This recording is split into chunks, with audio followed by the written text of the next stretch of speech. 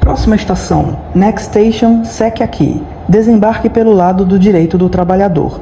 Bem-vindos ao Saque Aqui, o espaço onde o que não falta são protocolos de reclamação. Só que aqui eles não são ignorados. Hoje, quem abre o chamado é a Karina, que, como milhares de paulistanos, depende do transporte público para atravessar a cidade. Em São Paulo, depender não é só esperar, é sobreviver. Ela já foi furtada, já se viu presa entre porta de ônibus e até caminhou pelos trilhos de um trem desligado. E o que ela recebeu em troca? Uma ficha de cliente insatisfeita e um passe diário para o caos. No Saque Aqui de hoje, a Karina não apenas conta, ela desabafa. Bem-vinda ao nosso podcast, Karina. Pode compartilhar sua experiência com a gente? Boa noite, meninas. Muito obrigada pelo espaço. E para quem está me ouvindo ou vai me ouvir, muito prazer. Eu me chamo Karina. Trabalho todos os dias do outro lado da cidade. Eu sou da Zona Sul de São Paulo e trabalho na Zona Oeste. Para quem é paulistano e depende do transporte público, muito provavelmente vai se familiarizar com as histórias que eu vou contar aqui, que são experiências quase que, eu posso dizer que corriqueiras, para quem depende do metrô, do ônibus, aqui na capital. E antes de contar as experiências mais impactantes para mim com relação ao transporte público, vale ressaltar que nós pagamos um preço altíssimo, seja na passagem de ônibus, trem ou metrô, e ainda assim estamos sujeitos ao imprevisível, a experiências. Claro que assim, o que eu vou dizer não acontece todos os dias, mas todos os dias é lotação, é cansativo. Para muitos, como para mim, por exemplo, o trajeto até o trabalho acaba me cansando fisicamente muito mais do que o próprio trabalho, porque hoje tenho o privilégio de trabalhar sentada em frente a um computador, mas todo o desgaste de ir e vir acaba impactando no meu dia de trabalho. Então, das experiências que eu tive com o transporte público aqui em São Paulo, das que, assim, posso dizer que me marcaram, e marcaram muito negativamente, inclusive. A primeira delas foi quando, assim, eu tava mais ou menos 20 dias, tinha acabado de comprar um celular, se não me engano foi em meados de 2014. E esse celular novo, assim, minha primeira aquisição, novinha, enfim, uma conquista pra mim na época.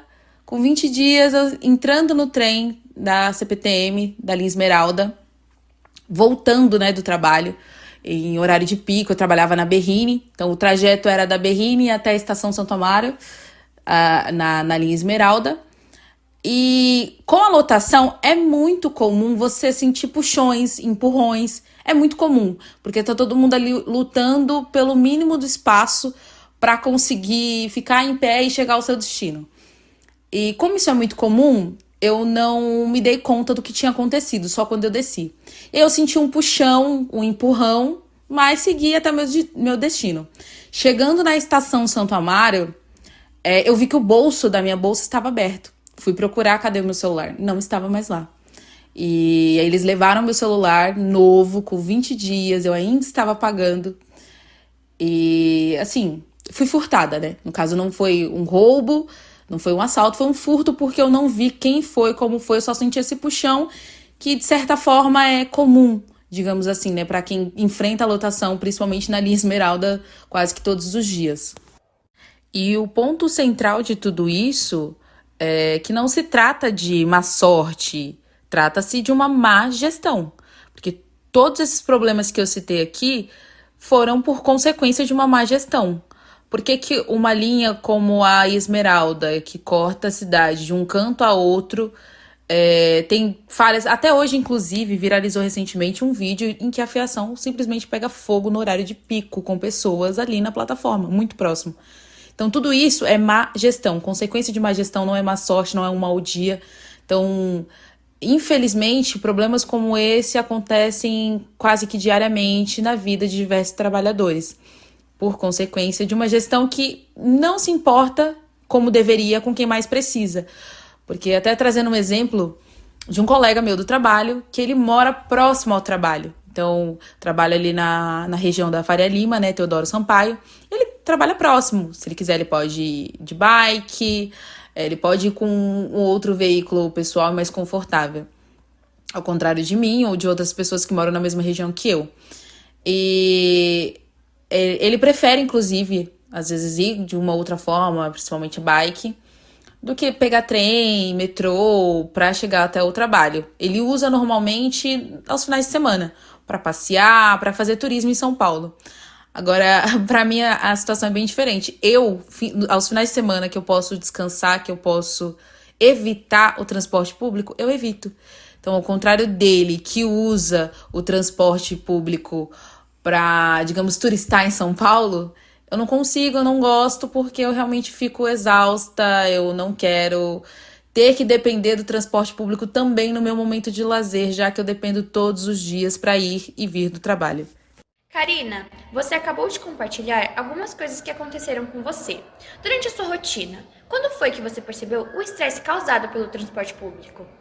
Olha, eu acredito que desde o meu primeiro emprego, porque de todas as minhas experiências profissionais, só uma que foi mais próximo aonde eu moro, que eu sempre morei nesse mesmo endereço, e todas as outras foram bem distantes da minha casa. Então, sempre dependi de muitas linhas de trem, ônibus e etc.